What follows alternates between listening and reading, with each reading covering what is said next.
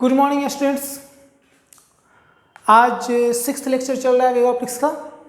ठीक है, पिछले क्लास में हम लोग बता दिए थे फ्रिंज विड्थ से रिलेटेड क्वेश्चंस। ठीक है, बीटा फ्रिंज विड्थ को बीटा से डिनोट करते हैं और बीटा का मैंने फॉर्मूला बताया था lambda capital D by small D. इससे रिलेटेड मैंने क्वेश्चन करवा दिया था। कंस्ट्रक्टिव इंटरफेरेंस से रिलेटेड क्वेश्चन करवाया था, डिस्ट्रक्टिव इंटरफेरेंस से रिलेटेड क्वेश्चन करवाया था, इंटेंसिटी से रिलेटेड क्वेश्चन करवाया था। ठीक है, बीटा किस किस फैक्टर पे डिपेंड करता है इस पे क्वेश्चन मैंने करवाया था। बहुत सारे क्वेश्चंस मैंने करवाए थे पिछले क्लास में, लगभग 42 मिनट का क्लास था पिछले क्लास का, लंबा क्लास था। ठीक है, आज एक नया 2 टॉपिक आज हम पढ़ाएंगे। एक पढ़ाना है हमको एंगुलर फ्रिंज विड्थ और दूसरा पढ़ाना है शिफ्टिंग ऑफ फ्रिंज। ठीक है, आज इतना सीख लीजिएगा तो आज का क्लास जो है वो सफल रहेगा। ठीक है, ऐसा माना जाएगा। तो देखिए एंगुलर फ्रिंज विड्थ क्या होता है। सो मैंने डिफिनेशन लिख दिया है और मैंने डायग्राम भी बनाया है, इसी को एक्सप्लेन कर दे रहे हैं। ठीक है, देखिए डिफिनेशन मैंने लिखा है कि ये लीनियर फ्रिंज विड्थ तो जानते ही हैं क्या होता है, बीटा। फ्रिंज की जो लंबाई होती है, विड्थ होता है, वो लीनियर फ्रिंज विड्थ है। तो कोई फ्रिंज इस पॉइंट ओ पर जो कि S1 और S2 के ठीक बीच में जितना एंगल सबटेंड कर रहा होता है, रेडियन में जितना एंगल सबटेंड कर रहा होता है उस एंगल को कहा गया है इसका angular fringe width theta naught. ठीक है, angular fringe width theta naught. ठीक है, ये बीटा जो है पॉइंट ओ पे जो एंगल सबटेंड कर रहा है, ठीक है, उस एंगल को कहा गया है एंगुलर फ्रिंज विड्थ, जिसको डिनोट किया गया है थीटा नॉट से। ठीक है, तो नो डाउट ये स्मॉलर एंगल है, ये बीटा है और ये डी है। तो डायग्राम के अनुसार थीटा नॉट जो होगा यानी एंगुलर फ्रिंज जो होगा वो हो जाएगा बीटा बाय डिस्टेंस, यानी linear fringe width by distance. ठीक है, ये हो गया फ्रॉम डिफिनीशन। इसी को हम थोड़ा हम लिखें डिटेल में। बीटा को लिखेंगे lambda capital D by small D और ये डी पहले से है ना, ये और ये कैंसिल हो जाएगा, यानी थीटा नॉट जो होगा लेमडा बाई स्मॉल डी हो जाएगा। मतलब ये कैपिटल डी से इंडिपेंडेंट हो जाएगा। मतलब कि ये स्क्रीन यहाँ रहे चाहे यहाँ पर रहे, इस थीटा नॉट पे कोई फर्क नहीं पड़ना है। चाहे यहाँ पे रहे थीटा नॉट वही रहेगा, एंगुलर फ्रिंज विड्थ वही रहेगा, कैपिटल डी से इंडिपेंडेंट रहेगा। ठीक है, तो इसको आप नोट कर लीजिए प्लीज। क्वेश्चन करवाते हैं इससे, एंगुलर फ्रिंज विड्थ यही है, डायग्राम भी नोट कर लीजिए। ठीक है, अलग अलग कलर मैंने यूज किया है ताकि क्लियर रहे। आप भी अलग अलग कलर यूज कीजिए, red pen, blue pen, pencil वगैरह यूज कीजिए। ठीक है, और इसको नोट कर लीजिए प्लीज। क्वेश्चन अभी करवाते हैं इस पे हम। ठीक है,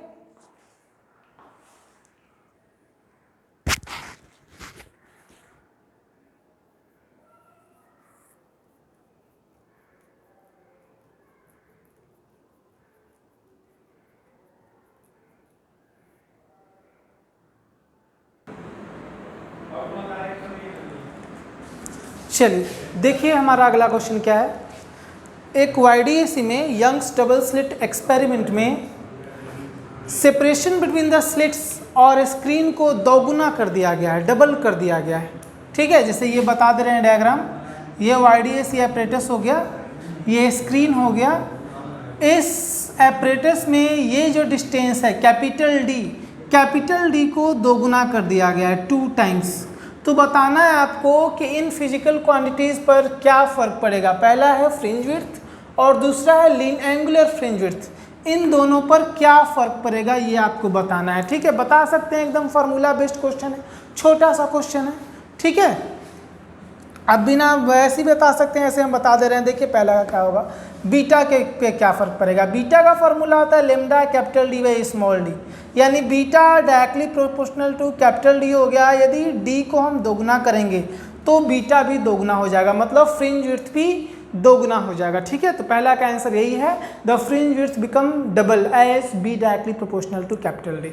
ठीक है, और दूसरा देखिए, दूसरा बोला है थीटा नॉट, यानी कि एंगुलर फ्रिंज विड्थ पे क्या फर्क पड़ेगा।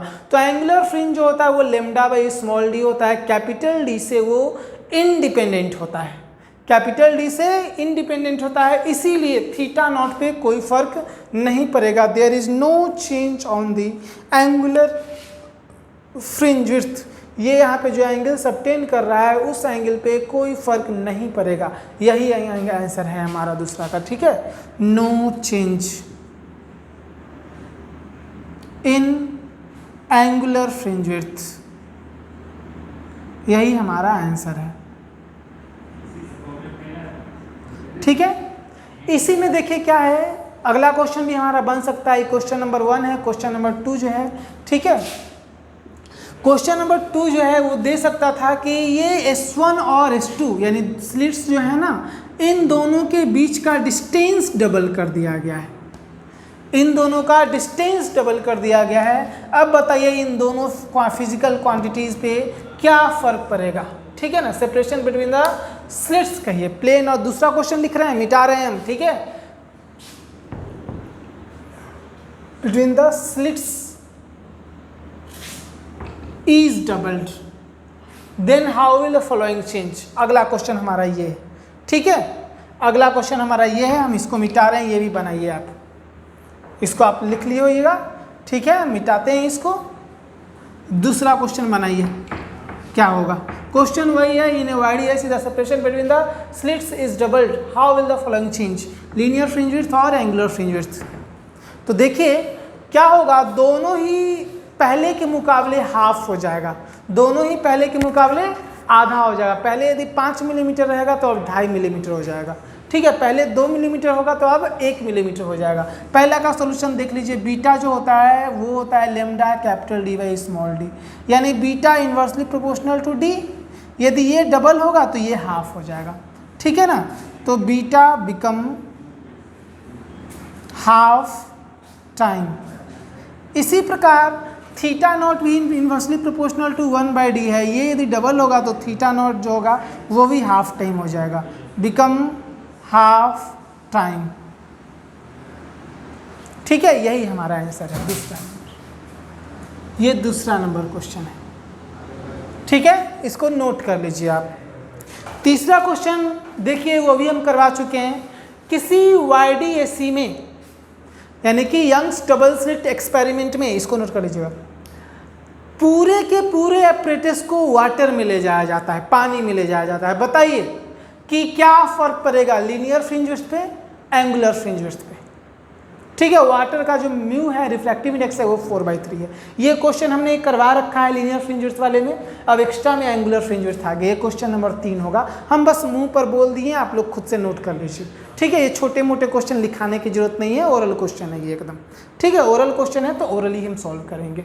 ठीक है ना, तो देखिए यदि YDAC में यंग्स डबल स्लिट एक्सपेरिमेंट में पूरे के पूरे एपरेटस को पानी में ले जाया जाए, पानी का रिफ्रैक्टिव इंडेक्स 4/3 होता है, तो आपको पता है कि लेमडा चेंज होता है मीडियम चेंज होने पर।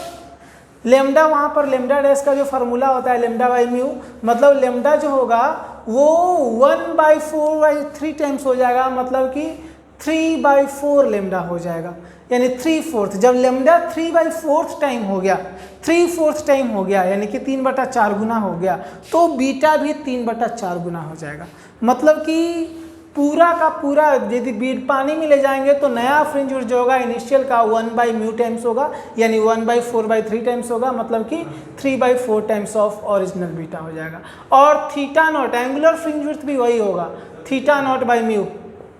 ठीक है, 3/4 थीटा नॉट हो जाएगा। यही हमारा आंसर है दोनों का, कि पानी में ले जाएंगे तो ये होता है फॉर्मूला कि 1/μ टाइम्स हो जाएगा, तो लीनियर फ्रिंज विड्थ भी 3/4 टाइम हो जाएगा इनिशियल का, एंगुलर फ्रिंज भी इनिशियल का, फ्रिंज विड्थ भी इनिशियल का 3/4 टाइम हो जाएगा। ठीक है, तो 3 क्वेश्चन मैंने करवा दिए हैं आपको एंगुलर फ्रिंज विड्थ से।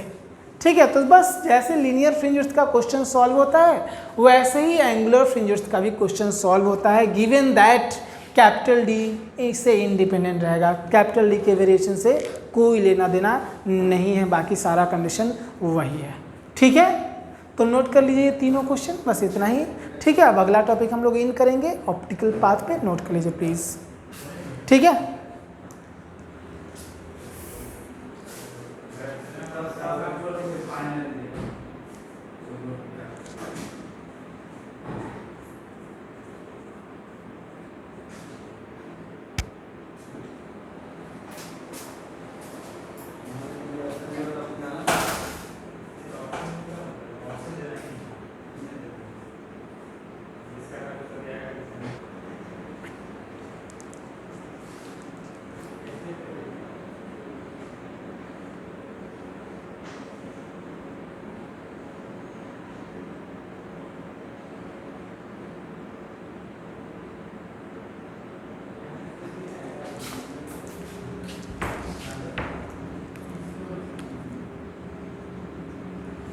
चलिए देखिए हमारा अगला टॉपिक। ठीक है, अगला टॉपिक है हमारा ऑप्टिकल पाथ। इसकी जरूरत पड़ने वाली है, हम लोग आगे जो टॉपिक पढ़ाएंगे, इसीलिए इस टर्म को ज़रा ध्यान से देखिएगा। अगला टॉपिक पढ़ाएंगे शिफ्टिंग इन फ्रिंज। ठीक है, जरूरत पड़ेगी इस टर्म की।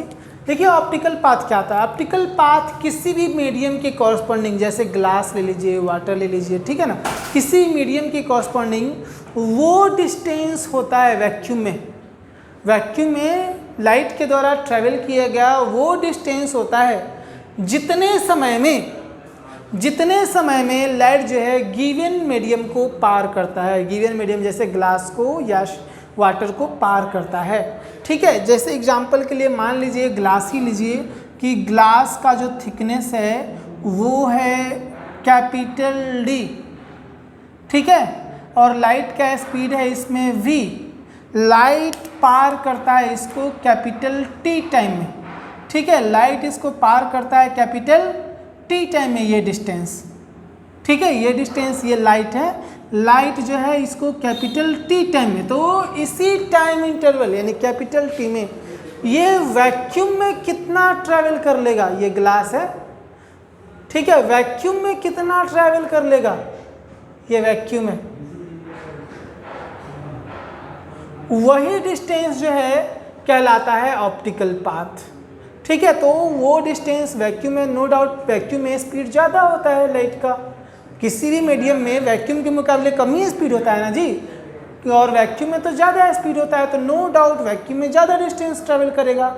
तो कितना ज़्यादा डिस्टेंस ट्रैवल करेगा ये एक्सप्रेशन देखते हैं। तो देखिए डिस्टेंस इक्वल टू, वैक्यूम में डिस्टेंस निकालना है, क्या हो जाएगा, speed of light into time interval. Time interval वो लेना है जितने समय इसने इस ग्लास को पार किया है। ठीक है, तो कैपिटल T टाइम में पार किया है, और टाइम, चलिए कि ये कैसे हम निकालेंगे, V और D के टर्म में। V और D के टर्म में हो जाएगा टाइम इक्वल टू होता है डिस्टेंस बाय वेलोसिटी। तो अगले स्टेप में लिखेंगे हम लोग c into distance by velocity. जरा गौर कीजिए, c बाय v क्या होता है, c बाय v होता है म्यू, यानी कि हम क्या जाएंगे, d इक्वल टू होता है म्यू इंटू कैपिटल D। यानी कि ऑप्टिकल पाथ जो होता है, थिकनेस, ग्लास का जो थिकनेस होगा उसका म्यू टाइम्स हो जाएगा। ठीक है ना, ग्लास का जो थिकनेस होगा उसका म्यू टाइम्स हो जाएगा। यही होता है ऑप्टिकल पाथ। इसको नोट कर लीजिए प्लीज़। हम डायग्राम भी बना रहे हैं, डायग्राम यहाँ घचपच हो गया है, ठीक से नहीं बना है, तो उसके लिए हम मिटा के फिर से बनाएंगे, इसीलिए आप पहले इसको नोट कीजिए। ठीक है ना, जल्दी से नोट कीजिए। हम मिटाएंगे इसे और डायग्राम बनाएंगे।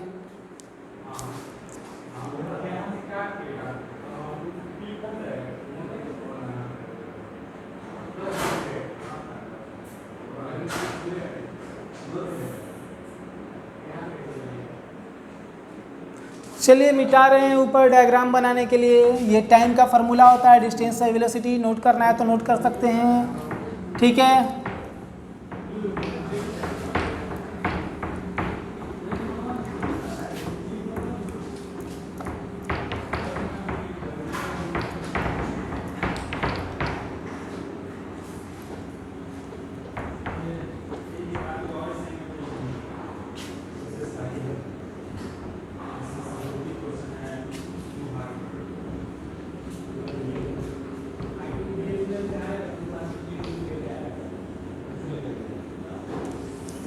देखिए क्या होता है, कैसे होता है।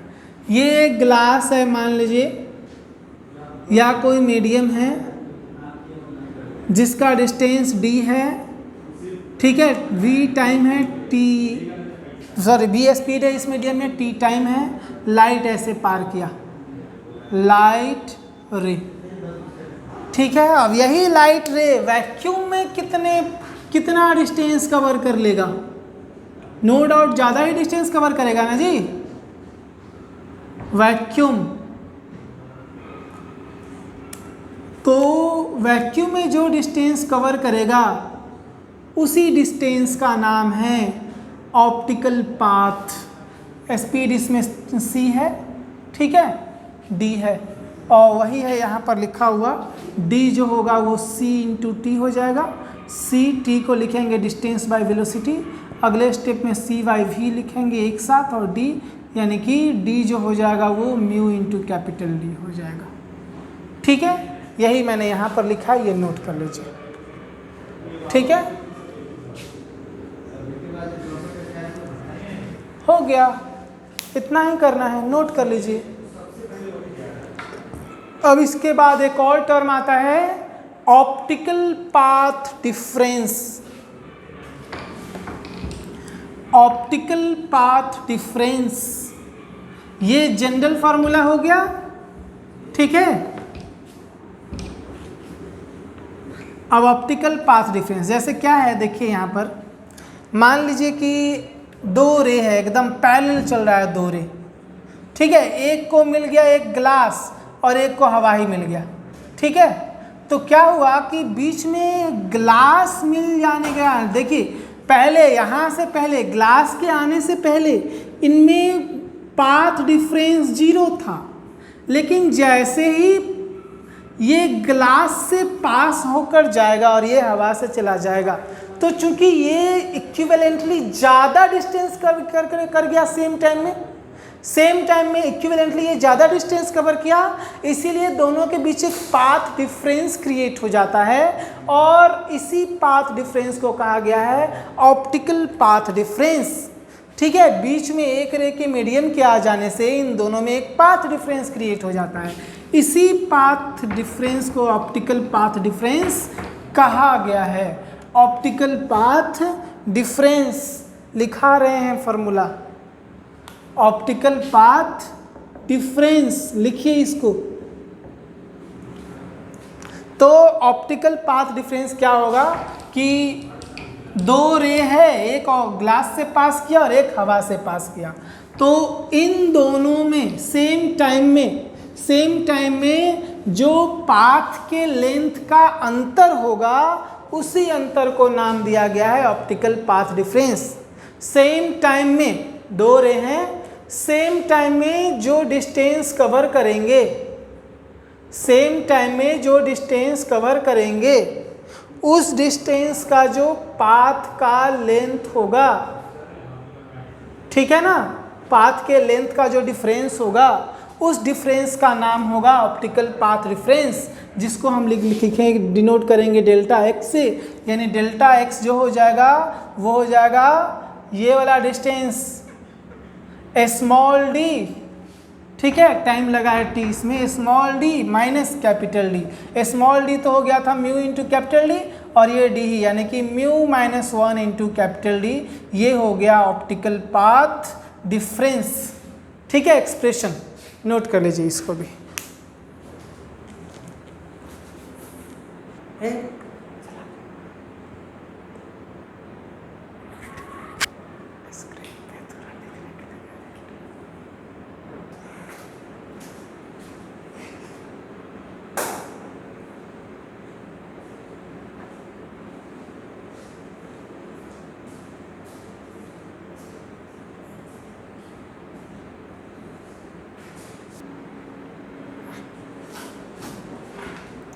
चलिए देखिए हमारा अगला टॉपिक है shifting of the fringe pattern. देखिए जब कभी भी YDAC में जब कभी भी ये दो स्लिट है, दो रे इससे निकल रहे हैं, ठीक है, एक ये और एक ये, जब कभी भी किसी भी एक रे के पाथ में या दोनों ही रे के पाथ में, यहाँ भी हम लोग चाहें तो यूज कर सकते हैं, ठीक है, ट्रांसपेरेंट शीट। जब किसी एक रे के पाथ में या दोनों ही रे के पाथ में हम लोग एक ट्रांसपेरेंट शीट यूज कर लेते हैं जिसका रिफ्रैक्टिव इंडेक्स म्यू और थिकनेस दिया हुआ रहता है, ट्रांसपेरेंट शीट इंट्रोड्यूस करते हैं तो सारा का सारा फ्रिंज पैटर्न शिफ्ट हो जाता है बाय सम डिस्टेंस। ठीक है, शिफ्ट क्यों होता है? तो additional optical path difference create होने के कारण। पाथ डिफरेंस तो पहले से रहता ही है कि नहीं? ये S1 है, ये S2 है, ये यहाँ पर मिला, ये यहाँ पर है, तो पाथ डिफरेंस परपेंडिकुलर डिस्टेंस हम लोग डेल्टा एक्स पहले से कैलकुलेट करते ही हैं। ठीक है, लेकिन मिका शीट जब यूज करते हैं ना जी, तो एक एडिशनल पाथ डिफरेंस क्रिएट हो जाता है। ठीक है, तो उसके चलते सारा का सारा फ्रिंज पैटर्न अप या डाउन डायरेक्शन में शिफ्ट हो जाता है। उसी का हम लोग अभी एक्सप्रेशन डिराइव करेंगे। ठीक है ना? तो देखिए यहाँ पर एक बात हम बताते हैं, लिख लीजिएगा ये डिफिनीशन और ये जो एजम्पशंस माने हुए हैं क्या क्या। बीटा जो होता है, एक बात गौर कीजिएगा, फ्रिंज विड्थ शिफ्ट तो हो जाता है, ये आपको पता चला, लेकिन क्या मिका शीट या ट्रांसपेरेंट शीट यूज करने से फ्रिंज के विड्थ पर भी कोई फर्क पड़ेगा? क्वेश्चन ये है, क्या मिका शीट यानी यूँ कहिए कि ट्रांसपेरेंट शीट यूज करने से फ्रिंज विड्थ पे कोई फर्क पड़ेगा? तो आंसर है नहीं। कारण बताते हैं क्यों। देखिए यहाँ पर जो लाइट पहुँच रहा है पॉइंट P पे, बताइए तो पहुँचने वाली लाइट का क्या चेंज हो रहा है? क्या लेमडा चेंज हो रहा है? वेवलेंथ चेंज हो रहा है? नहीं, वेवलेंथ यहाँ पर थोड़ी देर के लिए चेंज हुआ था, बाहर निकलने का वेवलेंथ वही हो गया। क्या कैपिटल D चेंज हो रहा है ये डिस्टेंस? नो, ये भी नहीं। क्या स्मॉल d चेंज हो रहा है मिका शीट यूज करने से? ये भी नहीं। जब ये चेंज हुआ नहीं तो बीटा भला कैसे चेंज हो सकता है? क्योंकि इन्हीं तीन फैक्टर पे डिपेंड करता है ना। हाँ, जब इन तीनों में से कुछ भी चेंज नहीं हो रहा है तो बीटा भी चेंज नहीं होगा, यानी फ्रिंज विड्थ चेंज नहीं होता है, सिर्फ और सिर्फ पूरा का पूरा फ्रिंज पैटर्न शिफ्ट हो जाता है। याद रखिएगा, ये बात गौर करना है। यदि ऊपर वाले वेव के रास्ते में हम शीट लगाएंगे तो फ्रिंज पैटर्न ऊपर की ओर शिफ्ट होगा। यदि नीचे वाले वेव के रास्ते में शीट लगाएंगे तो पूरा का पूरा फ्रिंज पैटर्न नीचे की ओर शिफ्ट हो जाएगा। ठीक है, तो आपसे पूछेगा बताइए म्यू दे दिया, टी देगा कि सेंट्रल मैक्सिमा कितना डिस्टेंस से शिफ्ट हो गया। ठीक है, ये पूछेगा, तो वही डिस्टेंस हम लोग अभी डिराइव करने जा रहे हैं। तो ये आप लोग नोट कर लीजिए प्लीज़। ठीक है, ये सब लैंग्वेज लिख लीजिए, इसकी ज़रूरत पड़ेगी, मतलब जो भी है इसके ये लिखा जाता है, नोट कर लीजिए। ये सब हम आगे लिखवाते हैं मिटाकर। ठीक है ना, मिटाकर हम लिख रहे हैं, डिराइव करेंगे अभी।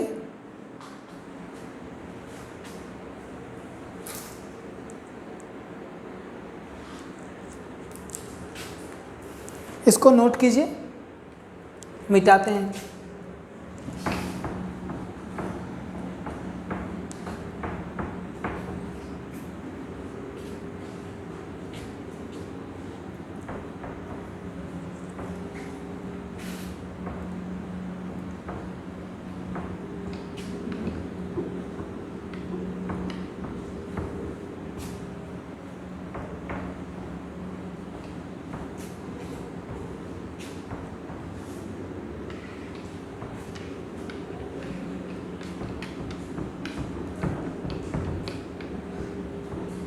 चलिए देखिए, सबसे पहले लिखेंगे optical path difference due to transparent sheet. Optical path difference extra होगा, क्रिएट होगा ना जी, तो उसको हमने डेल्टा एक्स से डिनोट किया है, डेल्टा एक्स डैश। तो यहाँ पर थिकनेस जो है, डिस्टेंस जो ट्रैवल किया मीडियम में, वो टी डिस्टेंस ट्रैवल किया है, तो ये हो जाएगा। हमने डिराइव किया था ऑप्टिकल पाथ डिफरेंस तो कैपिटल डी यूज किए थे, कैपिटल डी यूज ना करेंगे, यहाँ यूज कर चुके हैं। ठीक है, यहाँ पर टी यूज करेंगे। ठीक है, ये एक बात हुई। लिखेंगे position of nth bright fringe, या यूं कहिए nth fringe before insertion of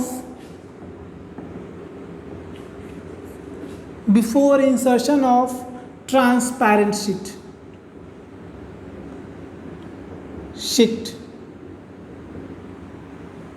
क्या था? इक्वेशन नंबर 3 परसों का क्लास, पिछले दो क्लास पीछे का क्लास, इक्वेशन नंबर 3 क्या यूज किया था? वाई का फॉर्मूला हमने डेल्टा एक्स, ठीक है, capital D by small D.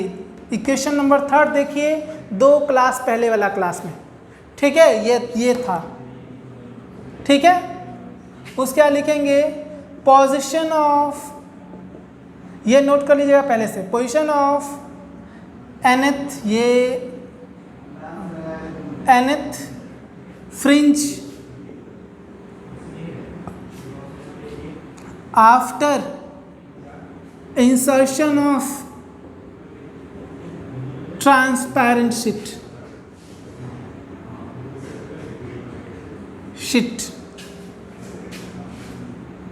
Y dash denote कर लेते हैं, ठीक है।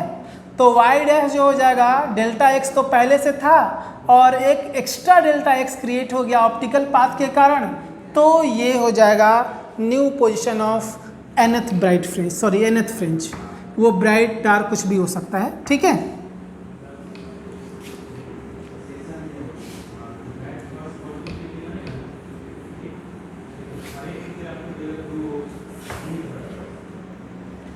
Hence shifting will be delta y equal to new position minus old position। New position हो जाएगा delta x plus delta x dash capital D by small D minus delta x into capital D by small D, यानी delta Y का हमारा formula हो गया delta x dash capital D by small D, ठीक है। इसी को further आप लिखिएगा तो हमको मिलेगा डेल्टा एक्स का फॉर्मूला क्या था जी, डेल्टा वाई मिलेगा mu minus 1 into delta x, यहाँ पर एक्स डैश है, T capital D by small D, यही हो गया शिफ्टिंग का फॉर्मूला, ठीक है। अब उससे पूछेगा कि बताइए ये हो सकता है कि 10 मिलीमीटर से शिफ्ट हो जाए, हो सकता है, डेटा हो गया, और आपको दे दिया जाए कि फ्रिंज विड्थ 2 मिलीमीटर, बोलेगा कि कितना फ्रिंज ऊपर शिफ्ट हो गया, चाहे कितना फ्रिंज नीचे शिफ्ट हो गया, डायरेक्शन उधर ही होता है जिधर लगाया जाता है। मान लीजिए कि शिफ्टिंग जो है वो है 10 मिलीमीटर, फ्रिंज विड्थ कैलकुलेट हो गया 2 मिलीमीटर, बताइए कितना फ्रिंज शिफ्ट हो गया। तो नो डाउट 10 मिलीमीटर कवर करने के लिए 5 फ्रिंज होगा, यानी कि नंबर ऑफ फ्रिंज निकालने के लिए क्या करेंगे, डेल्टा वाई बाई बीटा, यही ना करेंगे। तो वही हम लिख आगे डिराइव करते हैं, number of fringes that shifts, क्या हो जाएगा, capital N equal to delta Y by beta, मतलब mu minus 1 into T capital D by small D, और बीटा हो जाता है lambda capital D by small D, ये और ये कैंसिल हो जाएगा और नंबर ऑफ फ्रिंज मिलेगा mu minus 1 into T by lambda, यानी टी लेमडा और म्यू पे डिपेंड करेगा किस, क्या, नंबर ऑफ फ्रिंजेज जो शिफ्ट हुआ, सो कैपिटल डी और स्मॉल डी से इंडिपेंडेंट आएगा। नोट कीजिए इसको, ठीक है, वीडियो को रोक कर।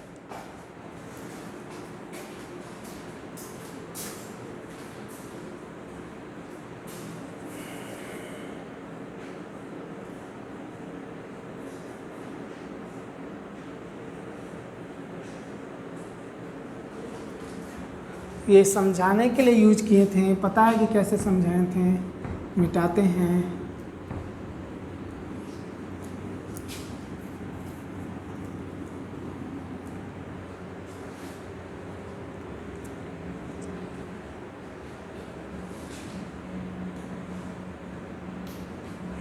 नोट कर लीजिए वीडियो रोक के, और इसके बाद एक नोट्स हम लिखवा देते हैं, ठीक है। वो नोट्स जरा आप गौर कीजिएगा उस नोट्स पे, ठीक है।